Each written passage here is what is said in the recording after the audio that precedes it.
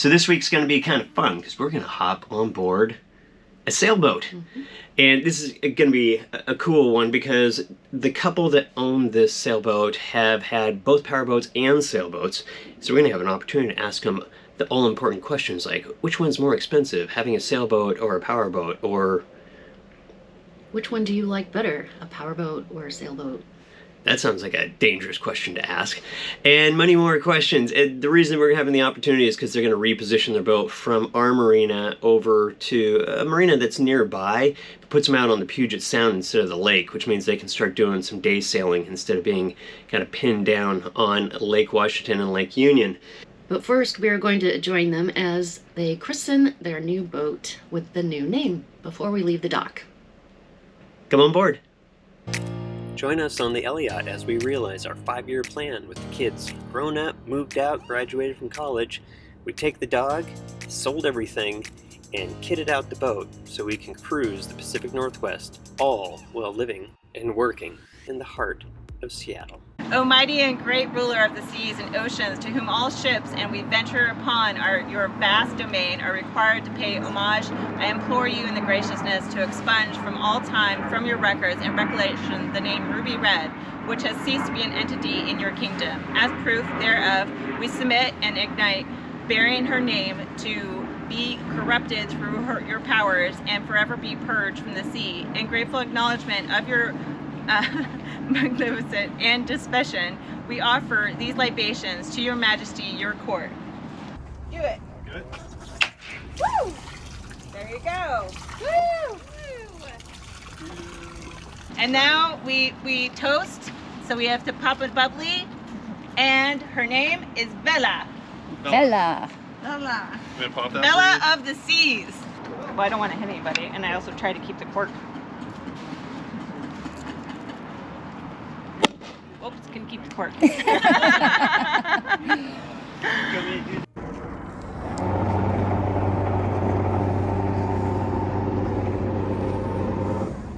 Beautiful day, you guys. It really is. We did it. I like Union.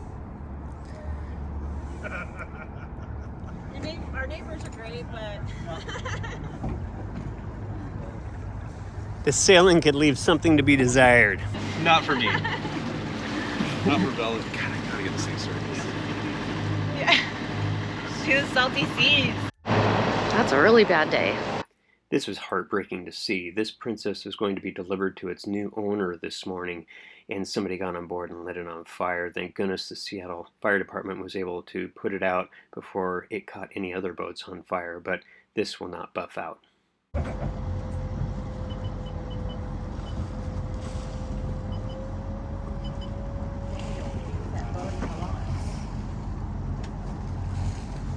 Alright, so while you got the camera on, so buying a sailboat because it's cheaper than a powerboat. True or not true? You've been a powerboater and a sailboat No, before. sailboats are cheaper.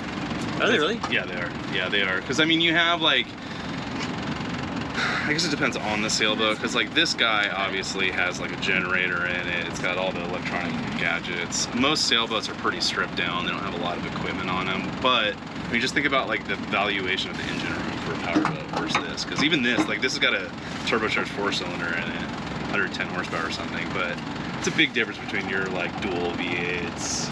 Yeah. You know, like that's a lot of money in the engine room. Yeah, because we've got $100,000 worth of engines. But your sales, what do new sheets run? Just dropped 38 grand. Ouch. And then how often do you have to put new sails on it? So hopefully I can get, these are the new North Sails 3DIs.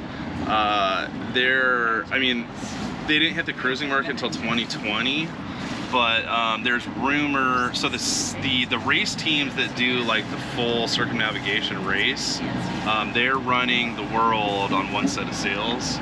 So that's like, I think they're like 45,000 miles or something. Okay. So I mean, the sails I just pulled, they should have been replaced a little sooner, but I should be able to get, I don't know, 7, 8 years out of these probably. Okay. I mean, obviously if I'm cruising the world, then that really reduces the time because you're just running them all the time. Use is a lot of anything. And then I was talking to North Sails, and like a big thing that people do here that's a problem is they just leave them up all year and they let them get wet and then they just get mold and then they rot. So like you can just pull them out and dry them every once in a while is what Carrie and North was telling me. Like that really elongates the life. I mean, it's just like service on an engine, right? Yeah. Very similar. Yeah, it's interesting. So I want to say it's about 20 years on an engine, a diesel engine with average use, and you put a new one in.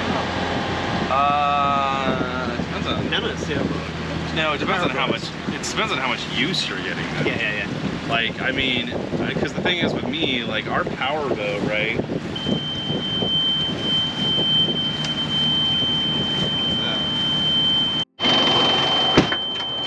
Have you ever driven a sailboat before? Especially when that's not screaming at you. Yeah. It's fine. It'll be fine. You get water out? Yeah, it's kicking water. That's good. Why am I getting a temperature? Oh yeah. You were interrupted. We were, yeah. That was 3 ways you pay for an education. You pay to go get an education, or you do it yourself and screw it up and you pay for it. And or you learn from somebody else that already screwed it up and it's free. Yep, for sure. But, okay, so real quick, the alarm was the engine was overheating because a new water heater, which runs as like a radiator off of the heat exchanger. It's never been run since we put it in, so it basically just drained my heat exchanger of all the fluid. So I put a full gallon of antifreeze in the heat exchanger, which is not a very big unit, so that is pretty much the whole thing. It was empty. It burped. Yeah. Do you need to raise that It burped a bridge? lot. Yeah. That was them. That was the alarm. horn that went off. They're raising it for us. Okay, so Mike was telling me about a misnomer that some people make a bad assumption that people sail all the time on sailboats. There's a lot of motoring. Yeah, for sure. Because I mean, sometimes it just doesn't make. I mean, it depends on the person, but sometimes it just doesn't make sense to try to like tack directly upwind. Because it always seems like wherever you're trying to go is inevitably directly upwind. Like, especially if you're on like an inner channel or something. I mean, if you're crossing like an ocean, then you can plan your trip for the currents and the winds. But yeah, if you're like in the Puget Sound, which is what we are, it always inevitably seems like the wind is coming directly from wherever you're trying to go. And then as soon as you turn around and go back the other way, because you're just doing a day sail, it switches. So. And today, no wind. No wind, yeah. And but we got our new navigating sails through on. the locks with the sails. That'd be tricky. I don't think they'd let me. No. I don't think that Because would you'd be, be like, scratched against not the- cool. Well, But it was perfect for getting the sails up.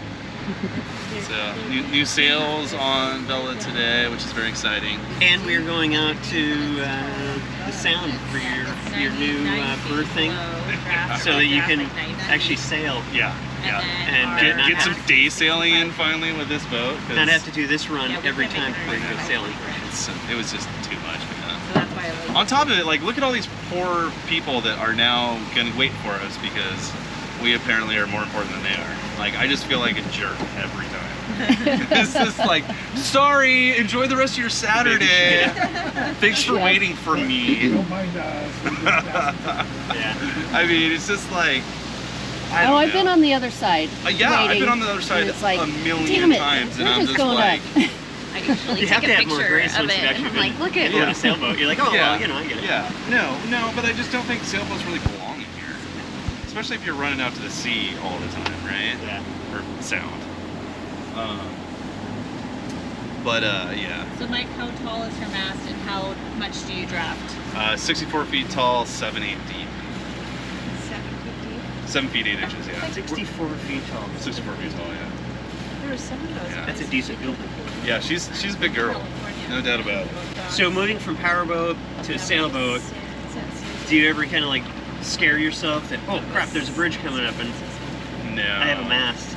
Like, No. your brain is No, I was more wired the other way. Like when I was going to the bridge, like, like yes, winning. this is awesome. It was, like it was always kind of like a vacation for me. It was fun. That boat was a lot of fun. Okay, here's the $100,000 question: would you rather have a powerboat or a sailboat? Oh, sailboat, yeah. I took What? piano lessons. That's a quick answer. Yeah, no. So we don't really have wind, so you can't really see it.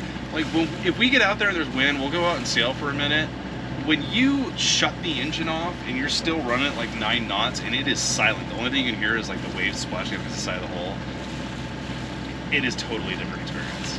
And the other thing too is it's like we set it on autopilot, or later with the wind vane on, and you're like you say like it's a negative that you're doing 7, 8, 9 knots, whatever it is, a slower speed. But when you're doing 20 knots, you can't like look away from the wheel for a second, because a log could be catastrophic, right? It's gonna cost you 20, 30 grand. As a displacement hull doing 7, 8 knots, we're basically gonna push a log away from us. We're not even bumping, right? So I can kind of like be cruising around and like doing other things while we're underway, and you don't have the engine noise. Yep. It's different. I mean, granted, I'm still kind of a, skier, water skier from my childhood, a powerboat owner, so like I still But have now this you're old, so you don't sound do water system in sports. here, and like, yeah, no, I don't do that anymore. But I still have like the sound system with the subwoofer in here. I mean, I'm like a hybrid sailor. You're a bougie sailor. I mean, you guys will have to come out and do like a full day sail with us, where it's just like silent. Yeah, it looks like if we hold our and you're just course like, and speed, we'll have because of the about speed. I mean, you're paying 70 attention, obviously. You're keeping track, Is that but okay with it's you? not at the same like rapid rate of monitoring what's in front of you, and it just gives you a lot more freedom. I mean, just that like the transport to like the San Juans, which takes you what, like 4 hours 45 minutes or something. Yep. Me, it's more like 10, but you're that 4 hours and 45 minutes you are in transport. There is no like you basically have to like take it out of gear, go take a piss, right, or put Carlin at the wheel. This I can totally just be like, go down, go to the bathroom. Like my old sailboat, there was one time like I was in the open pass, and it was like I was down like reading something, like, oh crap, I need to go up there and check again. But it's just like, I still need to turn in 3 hours. Well, we also fell asleep on the bow while we were under sail. While it was under autopilot. We didn't really fall asleep. We were on top of the bow. We were now. on top of the bow. We were like, I want a hydro vane, so we can really sail under autopilot. When we sail on autopilot with this now, we can set course, but it's not going to change based on the winds. It's just going to keep on our course that we're pointing at and then hold it. Whereas like a hydro vane is actually, it has no electronic pieces to it, is only doing it based on the wind, and it's actually changing your tacking. So it's correcting you and set it it's to the way almost the trimming boat's the sails. trimmed. Yes. So when the It's wind trimmed starts perfectly. swirling, it just follows the wind, not the amazing. the point. Yeah. Oh, so you don't have to re-reef your sails? No. No. So it follows the wind. But the only you do problem that is if you're trying to go there and the wind is changing, you might get knocked off where you're actually trying to head, and it has its own rudder. Yeah. Well, I can't get over just from that split second of steering the rudder. It's a whole different experience. Like you move it a quarter of an inch and it turned the entire bow. I always had single engine It turns powerboats quick. growing up, and then I had the first sailboat, and so that was really natural because I always had single engines.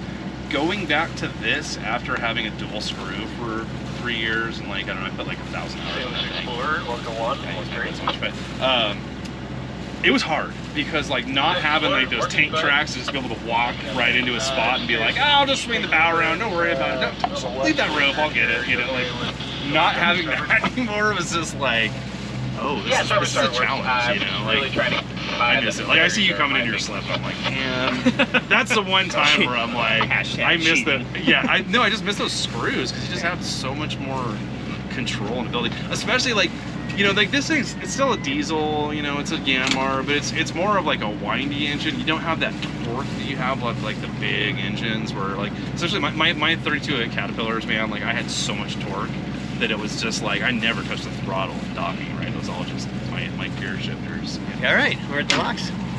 Because it is early spring and still considered the off-season, we didn't have to wait very long before the small locks opened up and we were able to enter. Green light.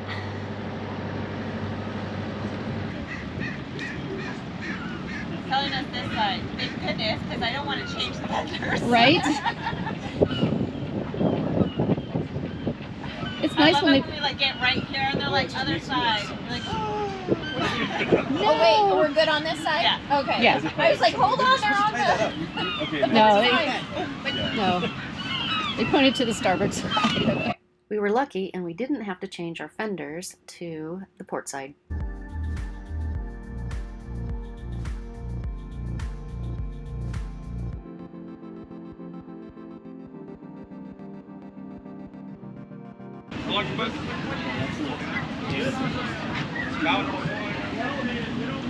Stern on number 7. Number 7? Stern. Stern on 7. Stern. Go all the way up. Got it.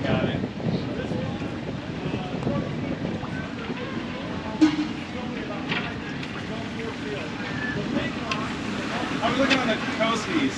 Good? Good. You got good fender placement. You're fine. They got bumpers. All right, go ahead. Back it down.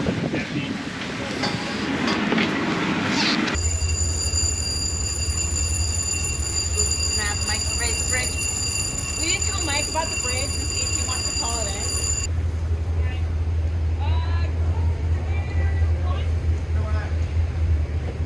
Do you want to call it, Mike? Mike, Jackie, do you tell him? Alright, because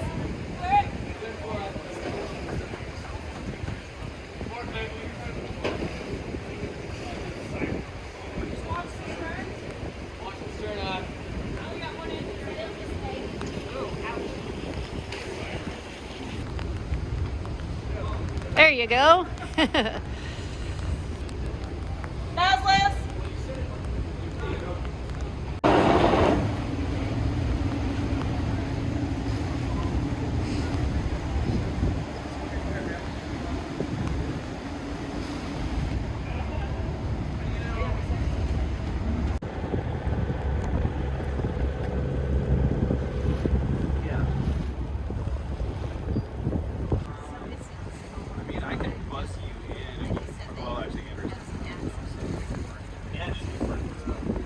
Isn't it right after Ohana? It's on the other leg. Yeah. Right after Ohana. See? Just using the bow thruster to control the stern. A lot of people don't know about that.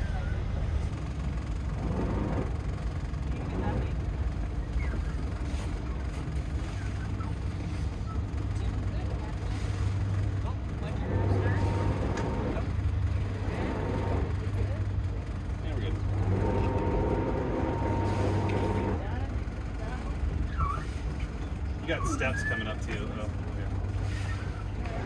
okay. You're gonna want to get that stern line, dude.